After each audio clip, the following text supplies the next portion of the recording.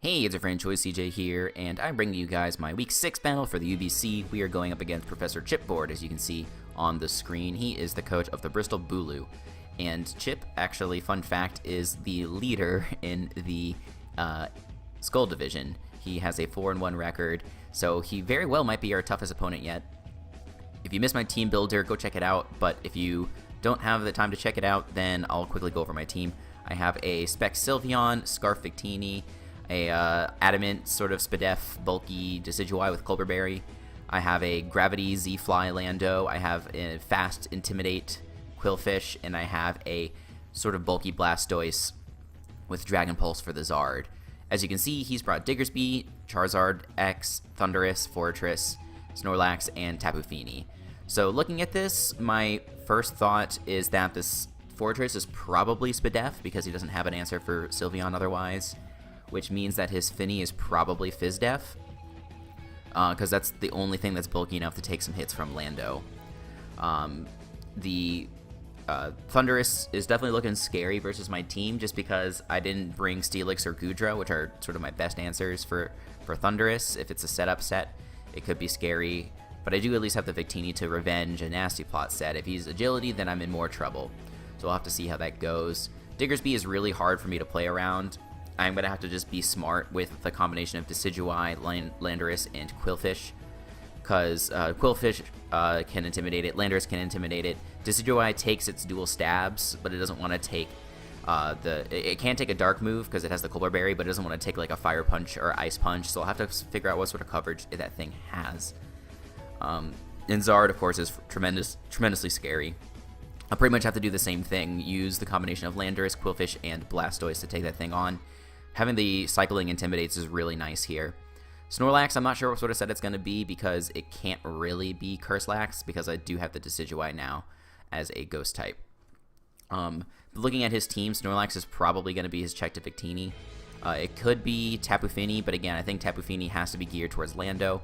And Zard is a potential option as a defensive pivot as well, but if I do get rocks up, it'll be easy to wear that thing down, so it's not going to be ideal for him to have a bulky Zard. And the offensive Zard just is so potent versus my team, there's sort of no reason not to bring it. So I'm just going to lead off with Scarftini this match because there's really no reason to do anything different. The reason I want to lead Victini is because I've seen him lead Fortress several times in the past, and I want to be able to threaten that thing out and prevent it from getting up hazards. And I can just go for U-turn and pivot into probably Sylveon. Like if he goes into either Fini or Snorlax, I think Sylveon's pretty safe because I should outspeed both of those things and be able to smack it really hard with Moonblast. And basically get a kill on something on the team that's not named Fortress. So we are going to lead off with Victini. As he leads up with Thundurus, I'm just going to go for U-turn, and he actually goes for U-turn first, which of course reveals that he is Scarf, which is really scary for me.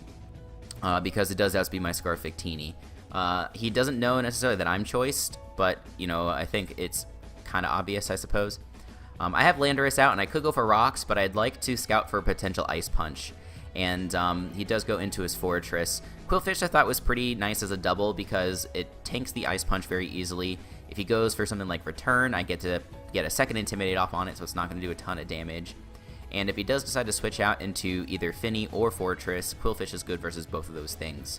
And he does go into the Fortress, which is interesting because, as I said at the beginning, I felt like Fortress would probably be more specially defensive to take on Sylveon, but I'm wondering now if this thing is more Fizdef for the Lando.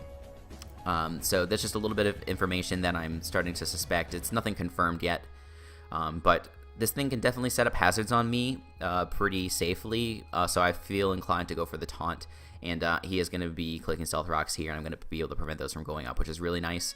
And I can follow up with a Spike. Spike is very nice versus his team. It hits 5 out of his 6 Mons as soon as this Charizard Mega evolves. And I'm going to pivot out into my Blastoise. I could have pivoted into Lando, I guess, just because I could get off the Intimidate. But I wanted to preserve Lando to just have a little bit of HP on it so I can maybe tank a hit from Diggersby after landing an Intimidate or things like that. And my Blastoise is sort of meant to take on this Zard. Unfortunately, I haven't Mega Evolved yet, so I don't have the extra bulk. And that damage does suggest that he is Jolly nature. I don't think there's any chance he's Adamant with that nature. It's like a min roll for a Jolly. So I guess it's nice that I get him in roll, of course, but it's definitely good information for me.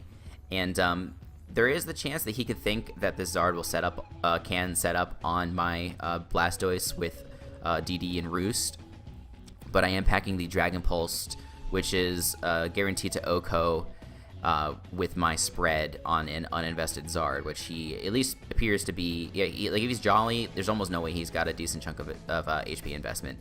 So I am just going to go for that, even though the Finny is a pretty good switch in for him. But he just does that, bring that in. So I reveal my Dragon Pulse, which is a little bit of a bummer, especially because it doesn't even do any damage to the Finny. But I digress. I do have the chance to pivot out here, and I do go into Sylveon.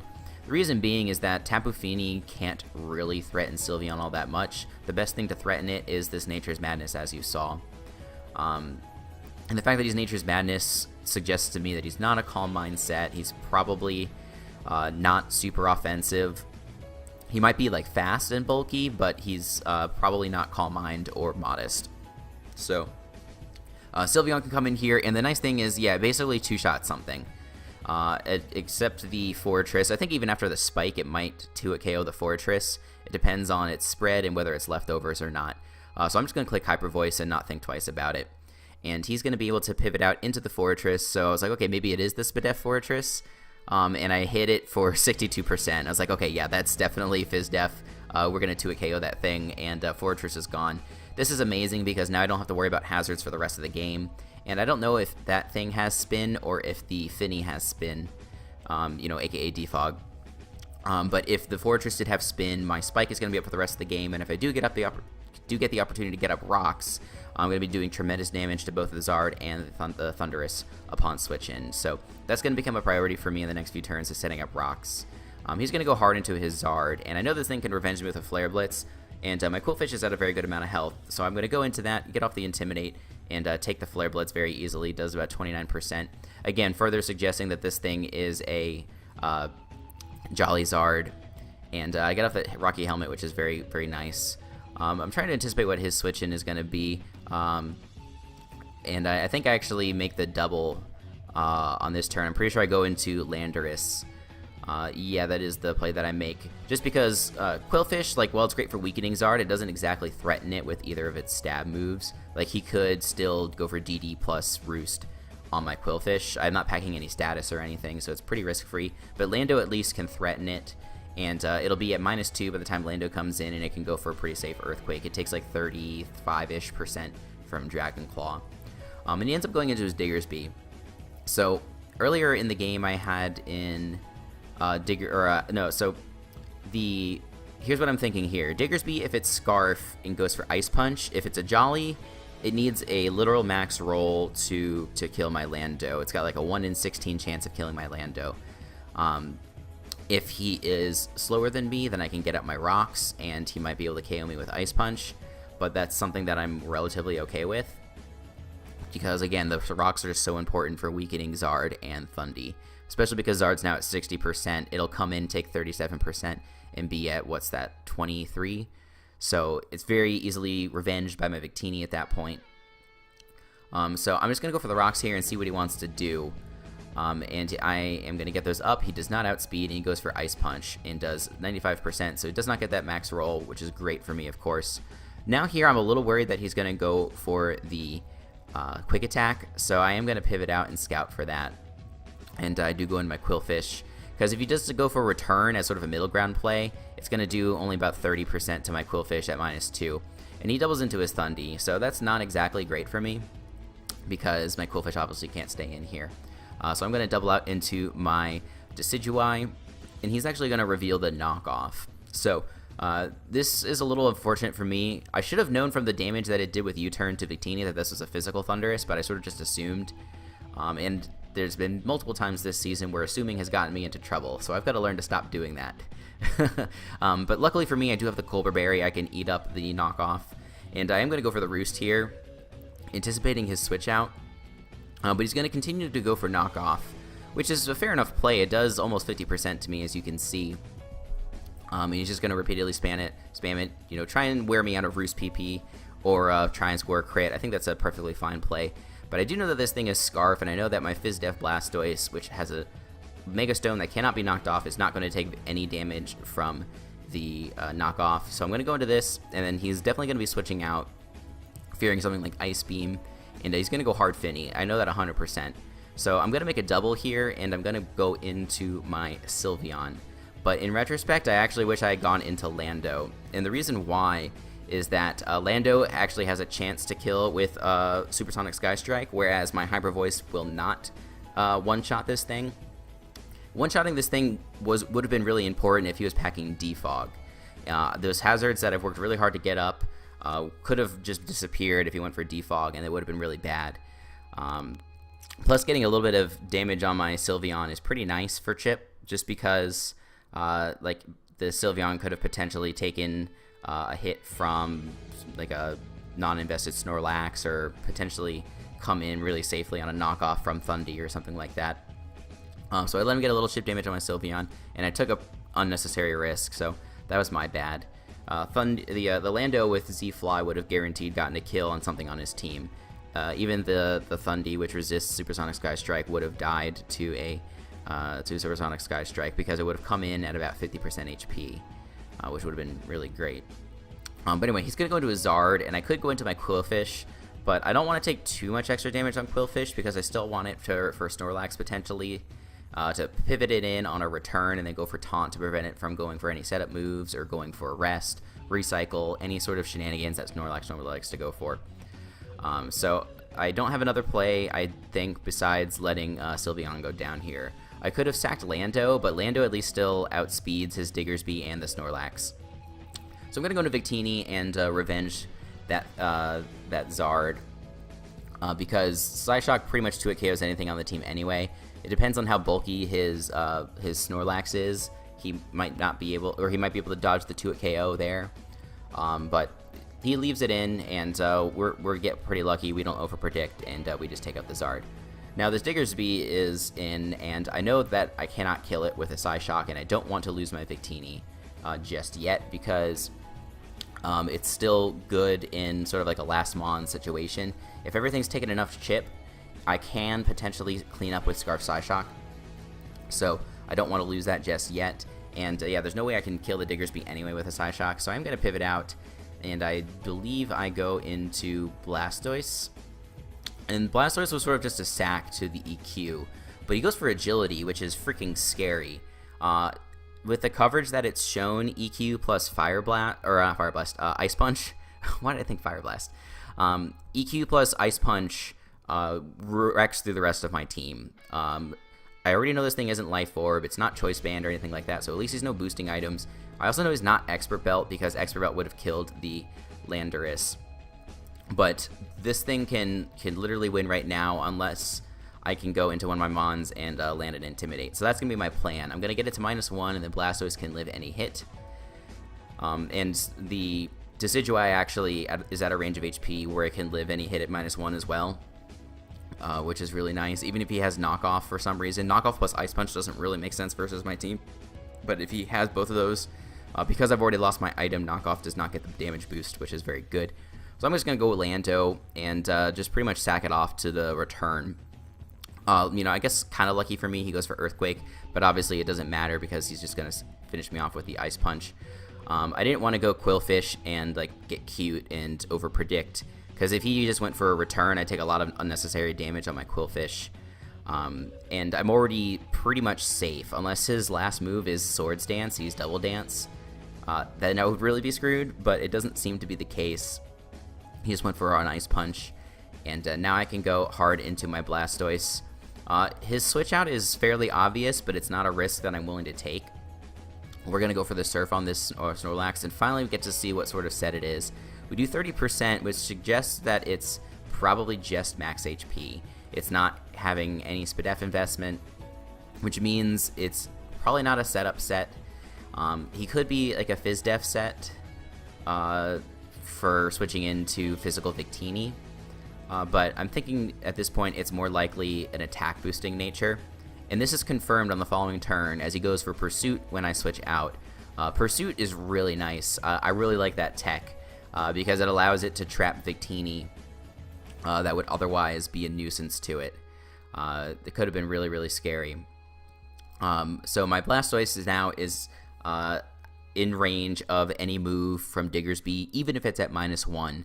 So that's really crappy for me.